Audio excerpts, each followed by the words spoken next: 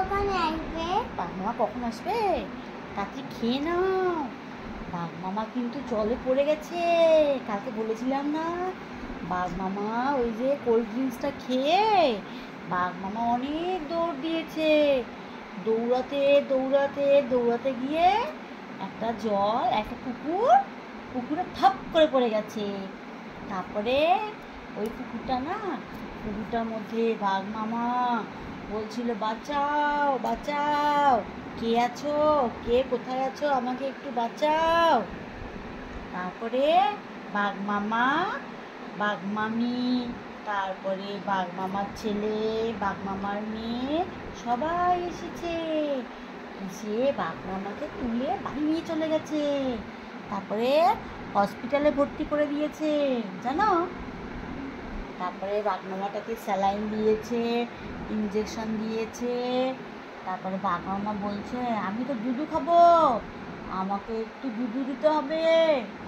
বাঘ মামি বলছে, দুধু তো নেই, এবার কোথার থেকে দেব? তখন বাঘ মামা বলছে, ওই তো ঋদ্ধিমা দুধু খাচ্ছে, কিন্তু ওর কিন্তু দুধু আছে ওর গ্লাসে, ওই দুধুটা নিয়ে আসো, আমি কিন্তু ওই দুধটাই খাবো। বাঘ মামি বলছে, ঋদ্ধিমার বাড়ি তাহলে যেতে হবে? বাঘ মামা বলছে, হ্যাঁ তাড়াতাড়ি যাও, এখন তো অনেক রাত, এবার গাড়ি পাবে কিভাবে, এবার কিভাবে আসবে? অটো তো নেই, তারপরে গাড়িও নেই, হেঁটে হেঁটে আসছে, কিন্তু তুমি দুধুটা তাতে শেষ করো, নাহলে কিন্তু বাঘ মামা কিন্তু তোমার দুধুটা নিয়ে চলে যাবে, নিয়ে গিয়ে দুধুটা কিন্তু খাবে। ও কিন্তু বসে আছে, ও কিন্তু ওখান থেকে দেখতে পাচ্ছে যে ঋদ্ধিমা দুধুটা খাচ্ছে না, ওই দুধুটা আমি নিয়ে এসে খেয়ে ফেলবো। হ্যাঁ, তাড়াতাড়ি ফিনিশ করো, নাহলে কিন্তু বাঘ মামাটা চলে আসবে। বাঘ মামাটা কিন্তু হসপিটালে আছে, হসপিটালে যে গাড়ি থাকে না, অ্যাম্বুলেন্সগুলো হয় না, হয়তো ওই অ্যাম্বুলেন্সগুলো নিয়ে চলে আসবে, বলবে আমাকে একটু দুধু দাও। তোমার দুধু আছে? দেখি তো তোমার হাইটেতে কতটা দুধু আছে, দেখি তো, তুমি তো দুধু খাচ্ছ না, তাহলে তোমার দুধুটা আমাকে দিয়ে দাও, তোমার গ্লাসটা আমাকে দিয়ে দাও, আমি তোমার দুধুটা খেয়ে নিই। তখন কি হবে? বাঘ মামা এসে তো আমাদেরকে হাম হুম করে খেয়ে ফেলবে। কীভাবে কি হবে এবারে? তারপরে ফ্রিজে মাছ আছে, মাংস আছে, তারপরে ওগুলো তো সব খেয়ে নেবে। তখন আমাদের কি হবে? আমরা কোথায় যাব? হ্যাঁ, কোথায় যাব আমরা বলো?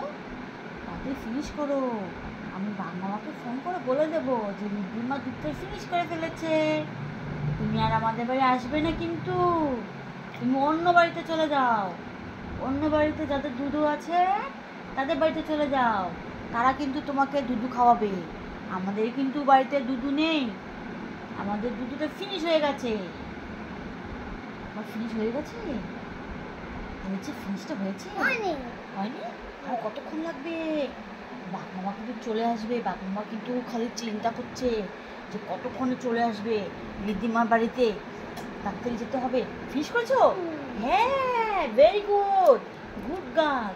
এবারে আমি বাঘ মামাকে ফোন করবো না, ফোন করে বলে দেবো যে আমাদের বাড়িতে দুধ নেই। ফোন করবো না? আচ্ছা ঠিক আছে, ফোন করবো না। তাহলে এবার আমরা ঘুমাবো তো? হ্যাঁ, আচ্ছা ঠিক আছে। এবার গুড গার্ল, আমি একটু জল খাইয়ে দিই, তুমি ঘুমিয়ে পড়ো।